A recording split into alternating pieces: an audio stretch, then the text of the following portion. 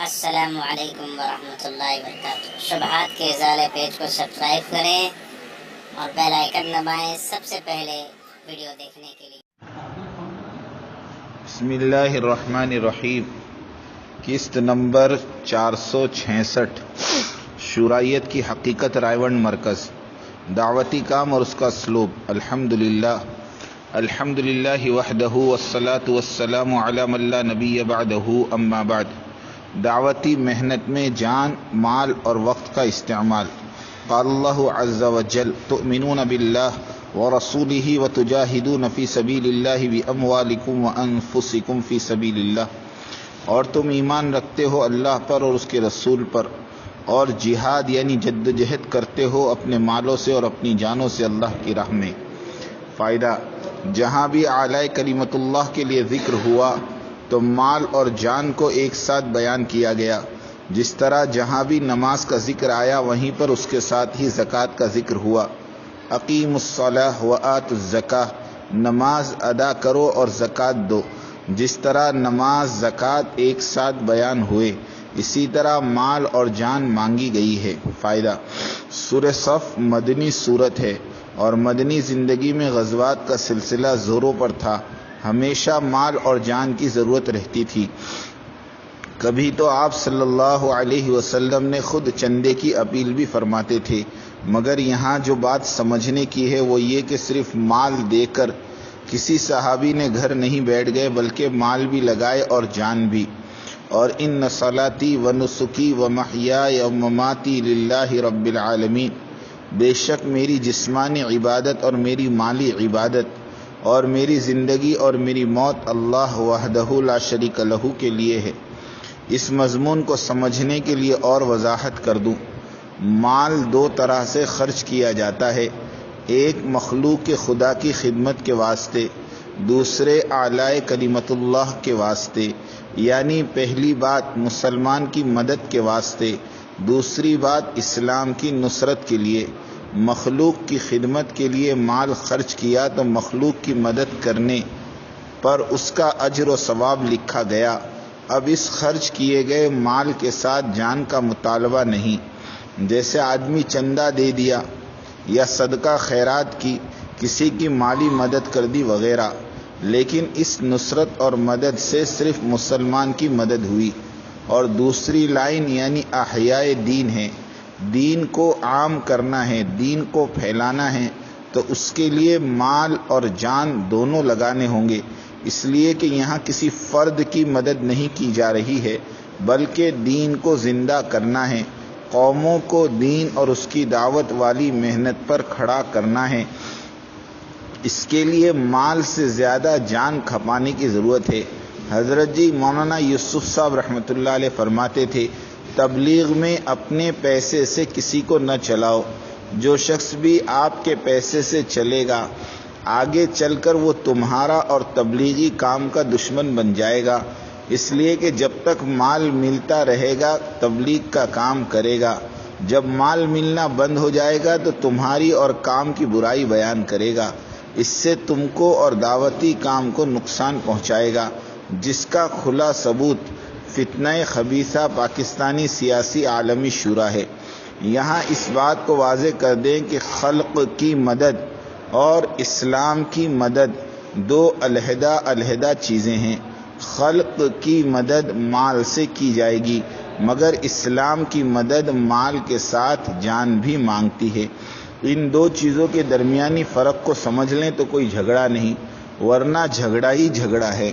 غزوہ تبوک کے موقع پر بعض مسلمانوں کے پاس مال اور اسباب نہیں تھے، وہ روتے رہے اور ان کے رونے پر اللہ نے انہیں وہ اجر عطا فرمایا جو اجر غزوے میں جانے والوں کو ملا۔ وَلَا عَلَى الَّذِينَ إِذَا مَا أَتَوْكَ لِتَحْمِلَهُمْ قُلْتَ لَا أَجِدُ مَا أَحْمِلُكُمْ عَلَيْهِ، ہاں ان پر بھی کوئی حرج نہیں جو آپ کے پاس آتے ہیں کہ آپ انہیں سواری مہیا کر دیں، تو آپ جواب دیتے ہیں کہ میں تمہاری سواری کے لیے کچھ بھی نہیں پاتا، تو وہ رنج اور غم سے اپنی آنکھوں سے آنسو بہاتے ہوئے لوٹ جاتے ہیں کہ انہیں خرچ کرنے کے لیے کچھ بھی میسر نہیں۔ نبی اکرم صلی اللہ علیہ وسلم نے ارشاد فرمایا، عذر نے ان کو وہاں روک دیا، اور جن کے پاس مال تھا وہ 3 صحابہ رضی اللہ تعالی عنہم اجمعین غزوہ تبوک میں نہ پہنچ سکے تو 50 دنوں تک ان سے بائیکاٹ کر دیا گیا تھا۔ پھر توبہ قبول ہوئی۔ اس واقعے کے بعد جب بھی خروج کی آواز لگتی تو صحابہ ڈر کے مارے سب کے سب خروج کے لیے تیار ہو کر باہر نکل آتے، تو انہیں روکنے کے لیے آیت اتری، وَمَا كَانَ الْمُؤْمِنُونَ لِيَنْفِرُوا كَافَّةً۔ ترجمہ، سب کے سب نہ نکلو، تم میں سے چھوٹی سی جماعت باہر جائے۔ تبلیغی بزرگوں کا یہ معمول رہا کہ اگر کوئی آدمی مال دینے آتا تو اس سے مال نہیں بلکہ وقت مانگتے تھے۔ آج کے زمانے میں حلال کی پرکھ رکھنے والا حلال مال کمائے تو اس کی اس حلال کی کمائی سے اس کے خاندان کا پیٹ بھر جائے تو یہ بہت غنیمت ہے۔ اب وہ غریب کہاں کسی کو کچھ دے سکتا ہے؟ اکثر وہ لوگ تحفے، تحائف اور نذرانے اور چندے دیتے ہیں جن کی کمائی مشکوک ہو، اور اس نیت سے دیتے ہیں کہ مال کمانے کی لائن کے ہمارے گناہ معاف ہو جائیں۔ صحابہ کرام کے وقت میں یہ ناممکن تھا کہ آدمی مال دے کر گھر بیٹھے رہے۔ ان میں اکثریت مساکین کی ہوتی تھی تو وہ تو جان دینا جانتے تھے فقط۔ ہمارے زمانے میں ایک رواج بن گیا ہے کہ ہم نے مال اور جان میں تفریق کر ڈالی، جس کی وجہ سے سیرت والی بات کہ بھئی مال دینا کافی نہیں ہے، ہمیں آپ کا وقت بھی چاہیے، اور اس مطالبے والی ترتیب پر ہم غضبناک ہو جاتے ہیں، اس لیے کہ یہ بات ہمارے لیے عجیب و غریب بات ہے۔ عالمی شورا والوں نے میسور کے جوانوں میں موٹر سائیکلیں تقسیم کیے کہ اس پر بٹھا کر لوگوں کو میسور کے اجتماع میں لے آؤ۔ اب اس طرح کے انفاق کو کیا نام دیں گے؟ حضور اکرم کی پیشن گوئی۔ حضور صلی اللہ علیہ وسلم نے پیشن گوئی کرتے ہوئے فرمایا تھا کہ میرے بعد خلافت راشدہ علی منہاج النبوہ کا دور چلے گا، پھر منصف بادشاہوں کا دور ہوگا، پھر جابر بادشاہوں کا زمانہ رہے گا۔ تم پر ان کی سننا اور ماننا لازم ہے جب تک کہ وہ خلاف شریعت حکم نہ دے۔ صبر اور استقلال سے جمے رہنا، تفرقہ نہ ڈالنا، اور پھر آہستہ آہستہ دین پھیلے گا اور خلافت علی منہاج النبوہ کا دور شروع ہوگا۔ یہ حدیث ابو داؤد اور صحاح کی سب کتابوں میں مختلف الفاظ کے ساتھ مروی ہے۔ فائدہ: اس حدیث میں امت مسلمہ پر پیش آنے والے ادوار کی خبر دی گئی ہے، اور انہیں حکم دیا گیا کہ کوئی بھی دور ہو مگر تمہاری اجتماعیت کسی حال میں ٹوٹنے نہ پائے۔ تفہیم حدیث: اس حدیث میں بہت ہی اہم امور بیان ہوئے ہیں کہ جس کی ہر شق پر سیر حاصل گفتگو کی ضرورت ہے، اور اس میں امت مسلمہ کی اجتماعیت کے جملے امور شامل ہیں، اور اس کے ساتھ ساتھ قیامت تک دی جانے والی دعوت اللہ اور داعی کے لیے ہدایت اور اسلوب بیان کیے گئے ہیں۔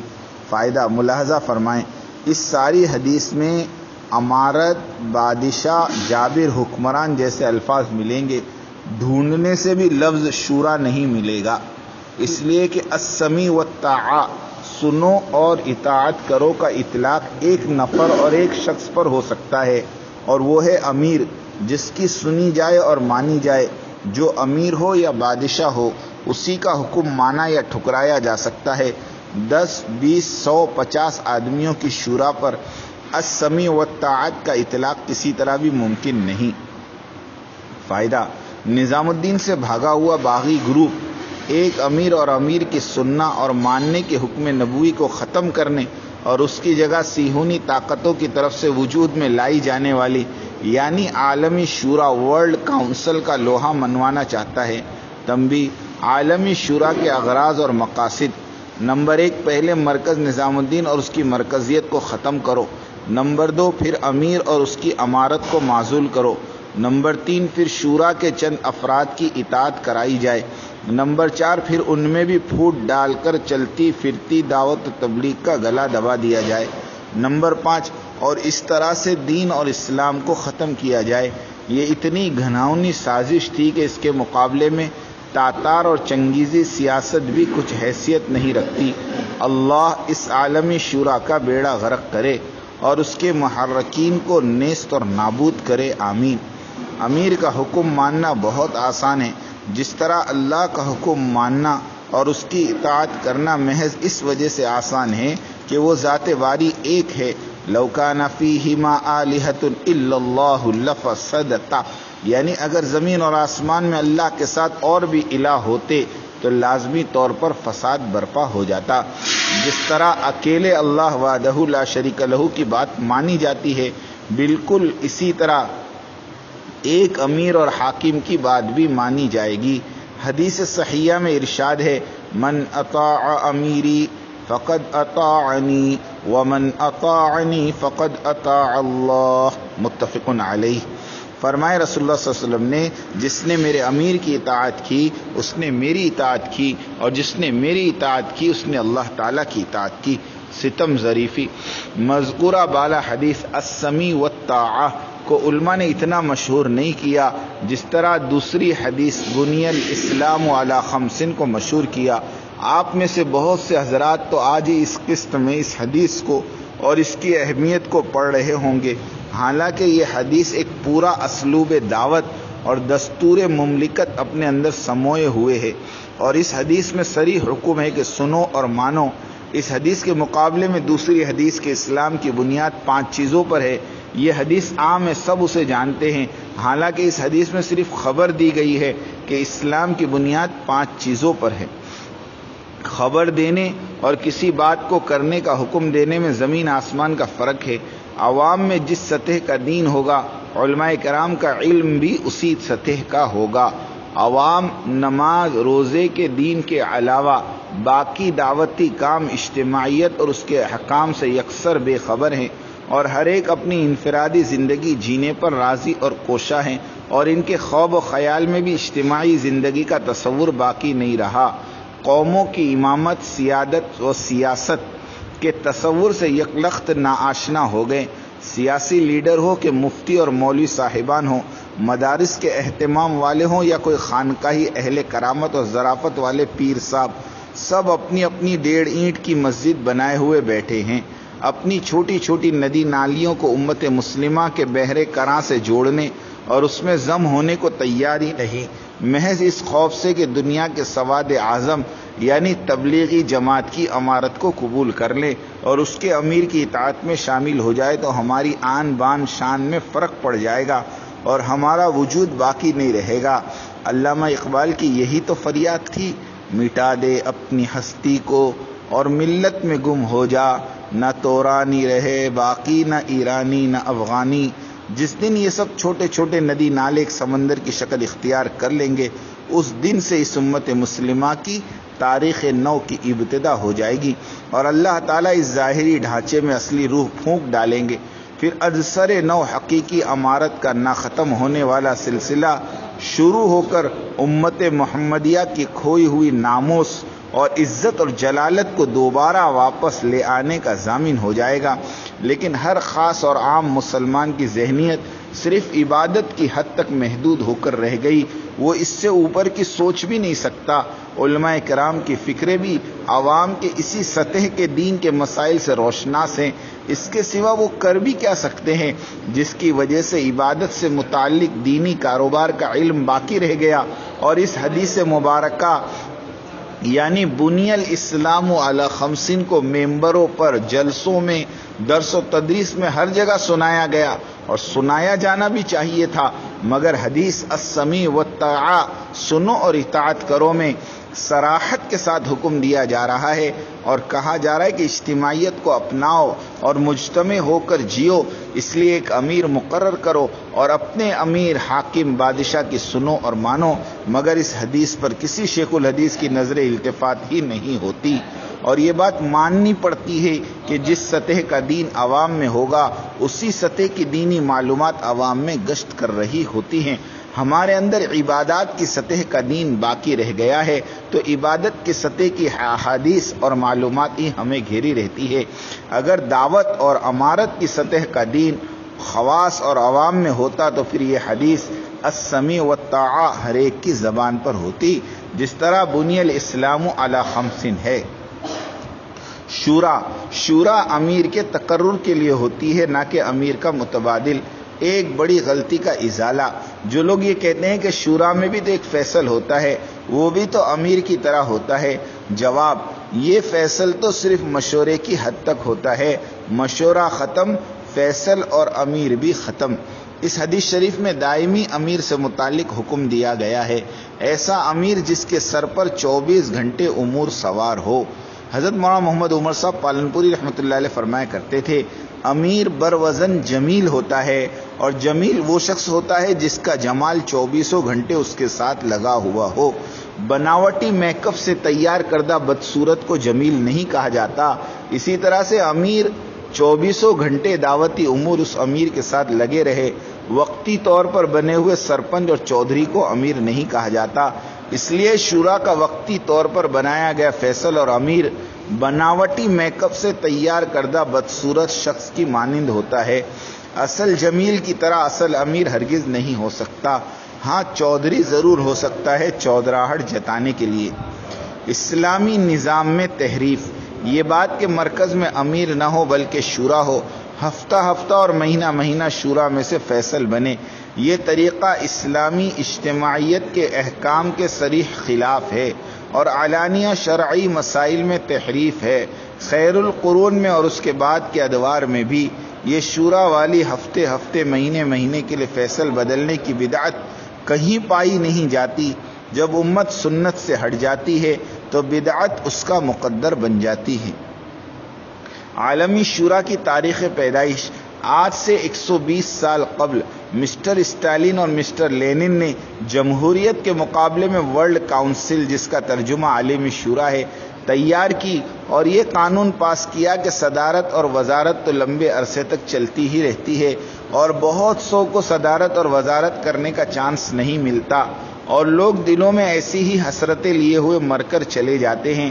لہٰذا ہم عالمی شورا بناتے ہیں کہ اس میں سب کو باری باری بڑا بننے کا چانس ملے۔ یہ عالمی شورا کا خاکہ سوشلسٹ اور کمیونسٹ ذہن والوں کی اختراع ہے۔ جب یہ بات حاجی عبد الوہاب صاحب دامت برکاتہم اور مولانا ابراہیم صاحب دیولا اور جناب احمد لاٹ صاحب پر پوری طرح سے واضح ہو گئی کہ آئندہ 50 سال تک تو امیر بننے کا کوئی چانس باقی نہیں رہا اور امارت خاندان الیاسی اور صدیقی کے فرزند ارجمند حضرت جی رابع مولانا محمد سعد صاحب کی طرف منتقل ہونے جا رہی ہے، تو انہوں نے حضرت جی رابع کی امارت کو برداشت نہیں کرتے ہوئے یہ جال بنا کہ عالمی شورا بنا اور اس امارت کو بھسم کر دو، اس لیے کہ اس امارت اور بادشاہت کا خوف رائے والے بزرگ 74 سال سے دیکھ رہے تھے، اور اس دوران انہوں نے صرف اپنی چلائی مرکز نظام الدین کی اطاعت ظاہری طور پر کی تاکہ عوام کو مطمئن کر سکے۔ امارت کو حقیقی طور پر اگر قبول کیا جاتا تو رائے مرکز میں وہی تبلیغی ترتیب چلتی جو مرکز نظام الدین میں چلتی ہے، اور رائے مرکز کے مشورے، اجتماعات، اسفار سب مرکز نظام الدین سے طے ہوتے بفرمان حضرت جی ثالث مولانا انعام الحسن صاحب رحمۃ اللہ علیہ کے کہ رائے والوں نے ہمیں کبھی امیر مانا ہی نہیں، البتہ ہم ہی انہیں رفیق بنا کر چلاتے رہے۔ جناب احمد لاٹ صاحب کا بھی یہی خواب تھا کہ امارت پر ان کا حق ہے۔ جب خواب ٹوٹتے ہیں تو آدمی بوکھلا جاتا ہے اور شرافت کی پوشاک میں ایک سفاک اور ظالمانہ روپ دھار لیتا ہے، مگر ہوتا وہی ہے جو اللہ چاہتے ہیں۔ اللہ تعالیٰ نے کمیونزم بھی توڑ دیا اور سوشلزم بھی توڑ دیا اور ورلڈ کاؤنسل یعنی عالمی شورا کو بھی تنکا تنکا کر کے بھسم کر کے رکھ دیا۔ رائے مرکز والوں کے دامن پر عالمی شورا بنانے کا ایسا بدنما داغ لگا کہ قیامت تک یہ داغ تاریخ دعوت اور تبلیغ کے صفحات پر چسپا رہے گا، اور جو 10-12 ہستیاں اس شورا کی ممبر بنائی گئی، امید ہے کہ ان کی بروز قیامت گلپوشی بھی ہو، اس لیے کہ انہوں نے کام ہی ایسا انجام دیا۔ سوشلزم اور کمیونزم کو دعوت اور تبلیغ کا چوغا پہنانے سے کمیونزم اور سوشلزم مشرف باسلام نہیں ہو جاتا۔ اس قدر تشریح اور تفصیل کے بعد بھی عالمی شورا کی طرفداری ہو اور دل عالمی شورا ہی کی طرف مائل رہے تو پھر اللہ کے غضب کا انتظار کرو۔ یعنی یہ ترتیب عالمی شورا سوشلسٹ اور کمیونسٹ لوگوں کا ایجاد کردہ نظریہ ہے تاکہ دنیا دار سیاسی لوگوں کو عقائد اور چودرائیت کرنے کا موقع فراہم ہو سکے، اور آہستہ آہستہ امت مسلمہ کے ذہنوں سے امارت اور اجتماعیت کی حمیت اور اہمیت والی سیرت کو بھلایا جا سکے۔ دائمی کونسل عالمی شورا کی بات دشمنان اسلام ہی کی سازش ہے، انہوں نے اسے چلائی ہے، اس کے لیے انہیں مسلمان ایجنٹس میسر ہو گئے جن کا کام ہی عالمی شورا کے نام کا چرچا کرنا ہوتا ہے۔ 100 سال پہلے ترکی خلافت اور امارت کو اسی طرز سے ختم کیا گیا تھا۔ اس تحریک میں بھی نامور مسلمان استعمال کیے گئے تھے، وہی تحریک عالمی شورا کے نام سے تبلیغی کام اور اس کی فولادی اجتماعیت کو ختم کرنے اور برباد کرنے کے لیے شروع ہوئی ہے، اور بدنصیبی سے اس تحریک کے محرک بھی تبلیغی جماعت کی معروف ہستیاں ہی ہے۔ اللہ انہیں ہدایت دے یا پھر انہیں اپنی قدرت سے ہلاک کر دے۔ وہ عجبا، علماء کرام، دانشوران اسلام اور دعوت و تبلیغ کے ذمہ داران، کچھ تو کرو، کیا تمہیں اللہ کے سامنے کھڑے ہونا نہیں ہے؟ اس مسئلے کو معمولی سا مسئلہ سمجھنے کی غلطی ہرگز مت کیجیے۔ یہ مولوی احمد لاٹ صاحب اور مولوی سعد صاحب کی آپسی جنگ نہیں ہے، یہ تو پوری امت مسلمہ کو بے دین اور بے راہ کرنے کی عالمی سازش ہے۔ اگر کوئی صحابی آج زندہ ہو جائے تو کیا وہ اس عالمی شورا کے فتنہ عظیمہ کے ساتھ کھڑے ہوتے؟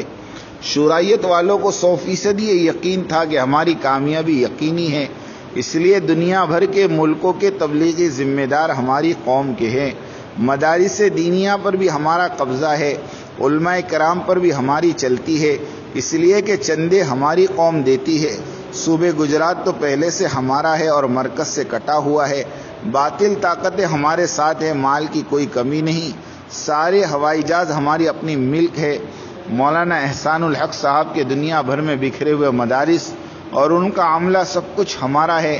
دنیا کے مشہور بیان باز مولانا طارق جمیل صاحب اور ان کی تربیت یافتہ اسٹیج کے اداکار اور فنکاروں کی ٹیم اور شوبیز وغیرہ سب ہمارے ساتھ ہے۔ مولوی سعد کے پاس کیا ہے؟ ہماری ایک آواز پر ساری دنیا مولوی سعد صاحب پر ٹوٹ پڑے گی، اور رائے ونڈ بھی ہمارا، وہاں کے ذمہ دار بھی ہمارے۔ دارالعلوم کے مولانا ارشد مدنی اور مفتی ابوالقاسم بنارسی دامت و برکاتہما اور دارالعلوم سے منسلک دنیا بھر کے ہزاروں مدارس اور ان کے مفتیان کرام نیز ہر کوئی ان کے ساتھ تھا، لیکن شورائیت کے کیلکولیشن کی لسٹ میں ایک عظیم ہستی کو شمار نہیں کیا گیا تھا جسے اللہ جل جلالہ کہتے ہیں۔ انہوں نے مخلوق کی طاقت کو سامنے رکھا اور بھول گئے وہ خالق اور مالک کی ذات وحدہ لا شریک لہ کو۔ بس کیا تھا، اللہ کی مدد آئی، مرکز نظام الدین بھی بچا لیا اللہ نے، مولانا سعد صاحب کی شان 1000 گنا زیادہ بڑھا دی اللہ نے، اور آئندہ 100 سال تک تبلیغی مرکز اور تبلیغی کام دونوں کو محفوظ فرما دیا اللہ نے، اور اس ہیچدان اور بے بضاعت اور ذرے سے قسطوں کا ایسا انبار لگانے کا شرف بخشا۔ وہی ایک اکیلے اللہ نے قیامت تک کوئی فتنہ اور فتنے باز ہمارے مرکز نظام الدین اور وہاں کی امارت اور امیر کی طرف نگاہ بد اگر ڈالنے کی جسارت کرے تو یہ قسطیں اس کا منہ توڑ جواب دیں گی انشاءاللہ۔ ہمارا چیلنج عالمی شورا سے، عالمی شورا والے کتاب اور سنت کی روشنی میں ایک مختصر سا مضمون شائع کر دیں اور بتلا دیں کہ امارت اصل نہیں ہے بلکہ شورا اصل ہے، اور قرآن اور حدیث اور سیرت صحابہ سے مدلل طور پر اسے ثابت کر کے دکھلا دے۔ اگر تم واقعی حق پر ہو اور واقعی اہل علم ہو، اللہ تعالیٰ تبلیغ احباب کو متحد فرمائے، ایک امیر کے تحت اپنی قربانیوں کو بڑھانے والا بنائیں۔ آمین۔ وآخر دعوانا ان الحمد للہ رب العالمین۔